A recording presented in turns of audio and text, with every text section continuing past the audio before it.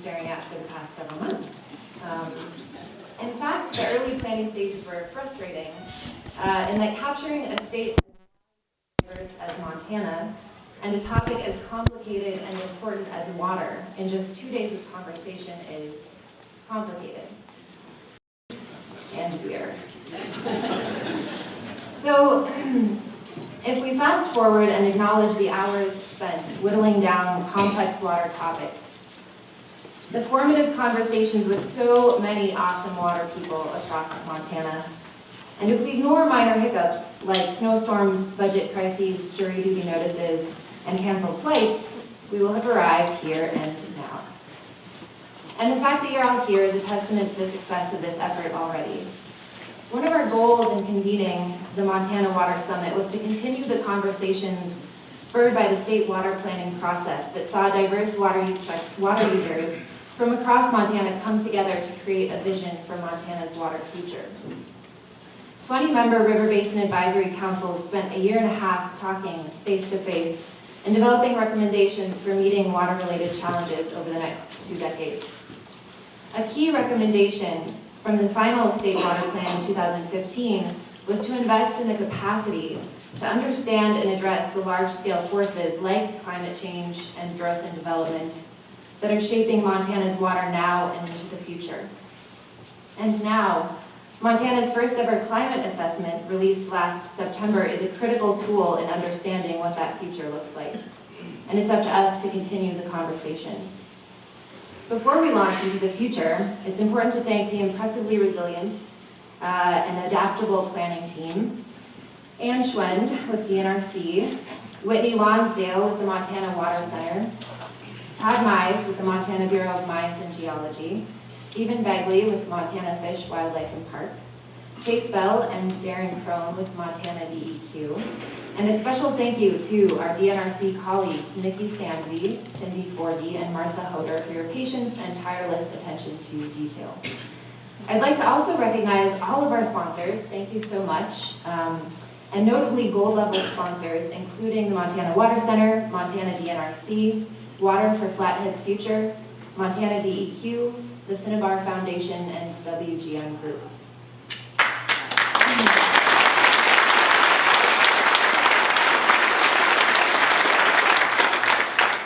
Support from these organizations in large part directly provided scholarships to graduate students, watershed groups, conservation districts, and individual community members so they could join us here today.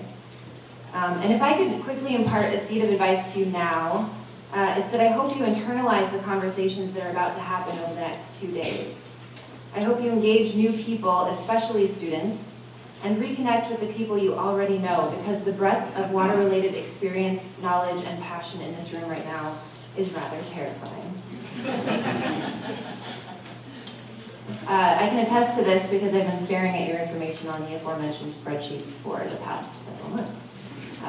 So I'd like to now welcome our first opening speaker, who has served the state as Lieutenant Governor since 2016 when he was appointed by Governor Steve Bullock. Lieutenant Governor Mike Cooney is a longtime public servant and elected official, having served in both houses of the Montana Legislative Branch and 3 terms as Secretary of State. He chairs the Governor's Drought and Water Supply Advisory Committee, which serves as a state-level platform for drought and flood monitoring, impact reporting, information exchange, and community support. So please help me welcome Lieutenant Governor Mike Cooney.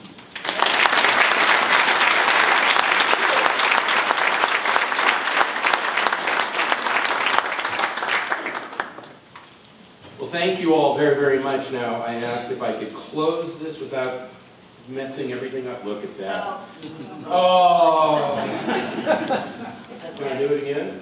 Don't worry about, okay, we won't have pretty pictures apparently, but hey, Sarah, thank you very, very much for that nice introduction. And I was just saying, I hope you didn't read the whole thing that's on the internet because everybody'd be bored to tears, but I really do appreciate it. And it's great to be here and, first ever Montana Water Summit. It's truly incredible to see all of you here today, and I know some of you had to travel long and far, and conditions probably weren't all that great. Thank you so much for being here. And I have to say, it's great. I look around this room, and I know so many of you, and I see some old friends, and I just want to point out a couple. My friend Dorothy Bradley, who will be presenting a little later on. Dorothy and I served in the legislature, I hate to say this, Dorothy, in the 70s, right? And Dorothy was, I think, 18, and I was 14. I was from Butte, so you could get away with that. And then Bill Yellowtail, another person I've had the pleasure of getting to know over the years. And he's going to be, I think, wrapping things up, trying to help make sense of all of this tomorrow. And I'm hoping that I'll be here to be able to hear Bill's presentation. Dorothy, I'm afraid I have to be gone when you're doing yours, but I'll watch the video. I'll watch the video. Anyway, I really, I think it really shows just how important it is for us to bring everybody together on this topic. I want to thank the Department of Natural Resources and Conservation for all of your work in putting this together and making this summit happen. Now, I know they packed the next couple of days with a great agenda full of useful information, and I can't thank them enough for taking this summit from a dream and making it a reality. As Lieutenant Governor, I do have the opportunity of serving as the chair of the state's Drought and Water Supply Advisory Council. And honestly, over the last couple of years, I have to tell you, I have learned more from serving in that capacity than I ever thought, and I still have a lot to learn. I've engaged in discussions with Montanans all across the state who rely heavily on water resources, from anglers, municipalities, farmers, ranchers, and landowners. I've spent the last 2 years in this role traveling the state to discuss with these folks on the ground and in a variety of different industries about water conservation and drought preparedness. I've learned just how important it is that we do everything we can to protect our water. Montana's economy and quality of life rely on water for everything from agriculture, livestock, fisheries, wildlife, recreation, industry, and local uses. And it is essential to the health and safety of the Montanans. And as you all have, I have seen the best and the worst of Montana's highly variable climate and what it can mean for our water resources that we so heavily depend on. Here in this room, we have the voices of so many who are concerned about the future of our state and who have firsthand experience in dealing with Montana's water quantity and quality. And we all recognize that Montana's water resources are changing, and they will continue to change. I think bringing us all together is one of the best things that we can be doing to find solutions to the many complex issues surrounding us and Montana's water. By some estimates, our fire seasons are 78 days longer than they were 2 decades ago.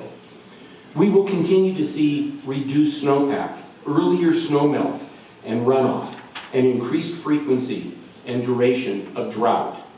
Now, looking outside, I know we've seen some tremendous snowpack this year in most areas of the state, and it certainly looks promising. But I want to remind you all that just last summer, all of Montana was in some form of drought, from abnormally dry to exceptionally dry. This actually came as a surprise to the experts. Let's not forget, the experts anticipated a moderate fire season. Last year, we had great snowpack across much of the state over the winter, over 200% above normal in the Yellowstone River Basin. But flash drought occurred due to little or no rainfall in May and June across eastern Montana. Significant winds from dry thunderstorms also accelerated drought, which in turn exacerbated wildfires. We cannot ignore the fact that our climate is changing, and it is getting harder to predict when extreme weather might throw our typical seasons off pace. Low stream flows and increased stream temperatures are creating the need to place unprecedented restrictions on fishing Montana's rivers and streams. Harvests are getting earlier and earlier. The glaciers in Glacier National Park are disappearing before our eyes, and diminishing snowpack is leading to shorter ski seasons and unpredictable river conditions. Our climate will continue to change. It will continue to have an impact on Montana's water resources. But it's not just about climate. Changing land use due to population growth also has an impact on our water quantity and quality. Our state's future will certainly demand more water usage in our growing urban areas. In leading the Drought and Water Supply Advisory Committee, it's my hope that we can adapt our water availability in order to continue to protect this most precious resource. We need to keep our eyes on the long-term mitigation strategies so that today and well into the future, we have both improved awareness and improved response in every county throughout our state. Whether you're a private landowner or affiliated with a municipality or watershed group, all Montanans need to come together to have reasonable discussions about the future of water and water available in our state. The city of Bozeman is a great example of a community that has developed aggressive plans to deal with anticipated water shortages. The city has engaged stakeholders of all types, agriculture, community members, government leaders, recreationalists, in planning for steps to take if they reach a critical point in a drought. By anticipating that they may have to cut back on their water usage down the road, and as the city's population continues to grow, Bozeman has agreements in place between all water users. This is a very smart move and it makes sense. Bozeman is preparing now. In every single community in Montana needs to have these serious discussions. Every community needs to act now to put in place an aggressive plan to address water shortages. Maybe that plan won't ever be needed, but when it is, then our communities will be prepared even for the worst. And it's not just about water quantity, it's also about quality of our water. If we're smart about managing our water, we can ensure that our drinking water remains safe and clean in communities all across our state. By working together, I truly believe that we can get ahead and stay ahead of this issue. It's not only the responsibility of all of us here in this room to protect our water resources, it's something that we absolutely can do. That's why this summit is so important. We are here to gather information and to share resources. We're here to open up lines of communication. There are over 300 people in this room, all of you, experts in your own right, each a problem solver in your own ways. By putting your voices and your ideas and your solutions together, we can ensure that Montana is planning for the future. It's up to all of us to use the next couple days to learn and to share more about what we ought to be doing. And then it's up to us to go back home to our communities and to turn our ideas into solutions. It's up to us to protect our water resources now and well into the future. And it will take all of us to be better prepared, not only our communities that we live in, but the state of Montana as a whole. So Governor Bullock and I thank you for taking the time out of your busy schedule to be here. And thank you so much for the work that you do each day to protect Montana's most precious resource. Thank you. Thank you very much.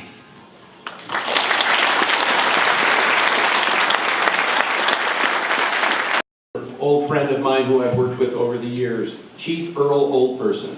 Chief Earl Oldperson is a former chairman of the Blackfeet tribe, a prominent cultural and political leader for the tribe. Chief Earl Oldperson brings to us over 6 decades of experience as an advocate for the advancement of the Blackfeet people. Ladies and gentlemen, please welcome Chief Earl Oldperson.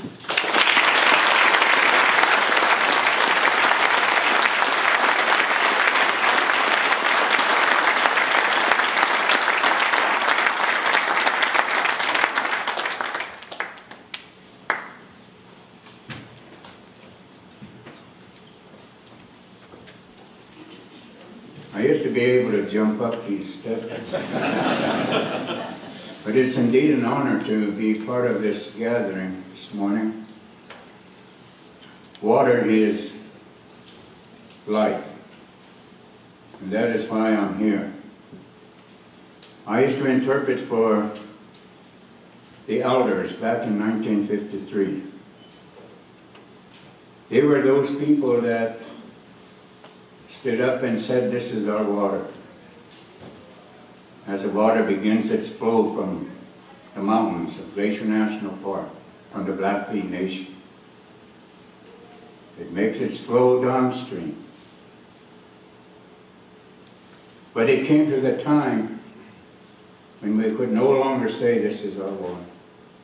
We realized the people after those elders, they begin to realize there's something that we've got to do more than just to say this is our water. With all the laws that we have, there's laws after a law. Sometimes when you don't want to do something, they say there's a law you have to do.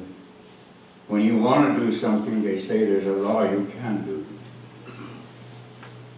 So our people realized water is sacred to our people. They used water in every way. Water is, as I've said, is life. We can go without other things, but when it comes to water, we can't live very long without it. Today, the waters can be the most important resource that we have, regardless of what other resources we have. Our people understand that the future of our water is very important. As I said, I used to interpret for those elders. They were very concerned about our water. They were concerned about all things that pertain to their way of life. The reason I'm wearing this war bonnet, my vest, I'm a traditional person. I helped my people the best that I could to keep our ways, to try to keep the things that our people, our elders way back left for us to enjoy. We've had some rough times, as we all know.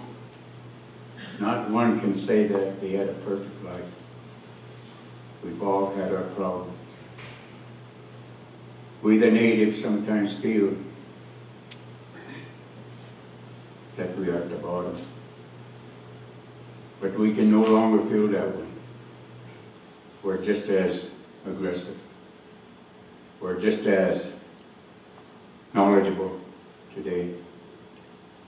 We realize that if we do not take part, if we do not do things to protect, not just for us, but for all people, that is why you're here today.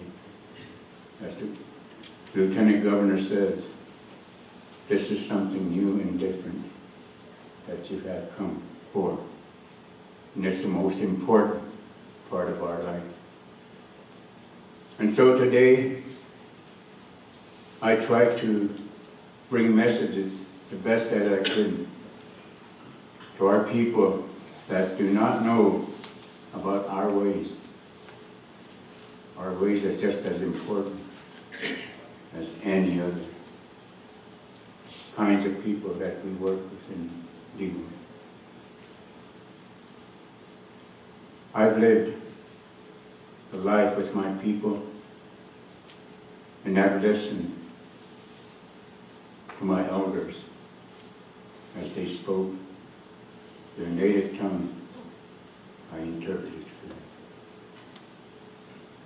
So today, I am hoping that we will continue realizing that we're all together. We're all here for the good of the people. It is us. It is you. I'm not going to be around very long. I'm 89 years old. But I can still run a foot race. Today, we're going to all have to come together and be together if we're going to make water to be what we want it to be within our state and within our country. Today, I'm hoping that whatever we do here today, we have our young people back home. We have our people today. We no longer just follow. We have our people walking equal. Many cases of We have our people taking a lead.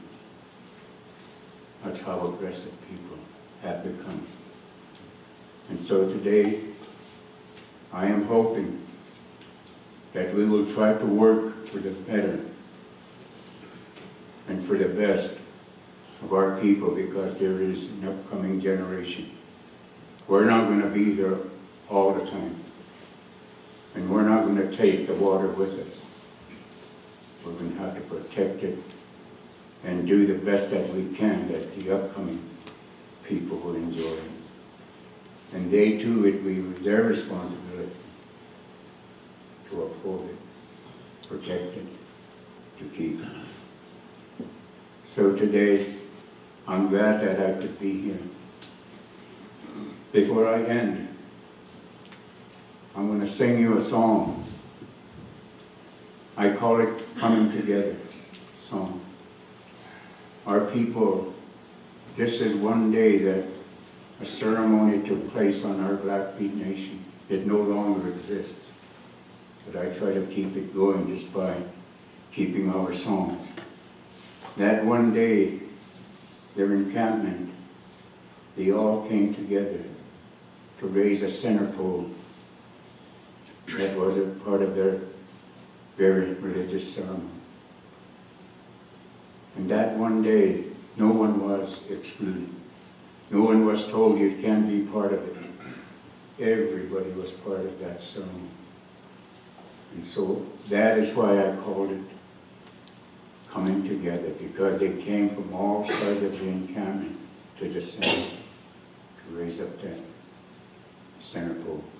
Today we're coming together from all sides, from all parts of the country, to stand up, coming together to keep this very important resource that we have in the life of our future. So if you will rise with me.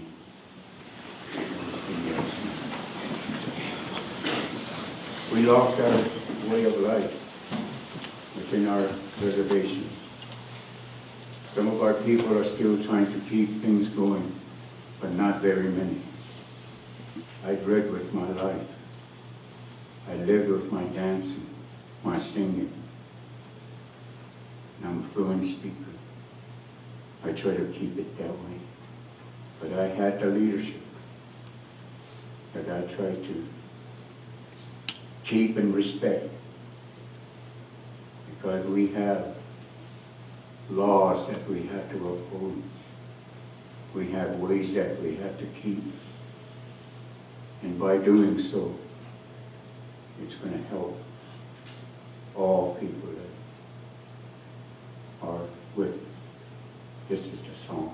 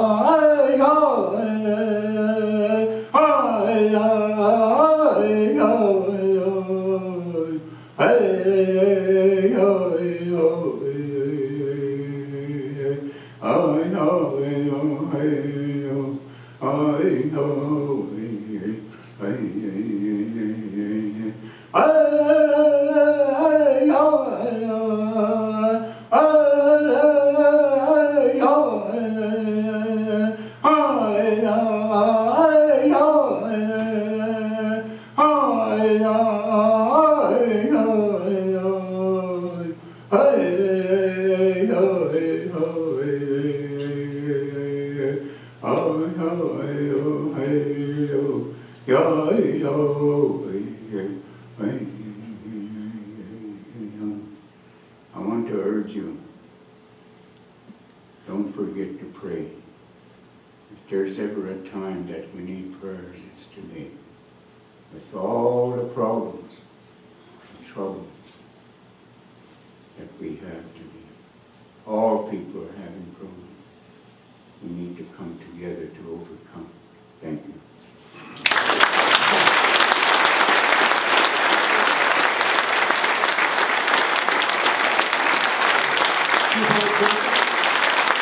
Thank you very much.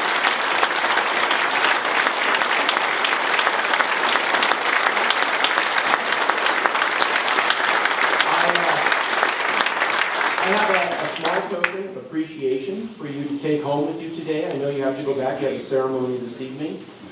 Here's a small gift to say thank you so much for being here and sharing with us. And Chief, thank you so much for what you've done, not only for the Blackfeet people, but for all of our native culture throughout the country. So thank you so much. You've been a great leader. Thank you.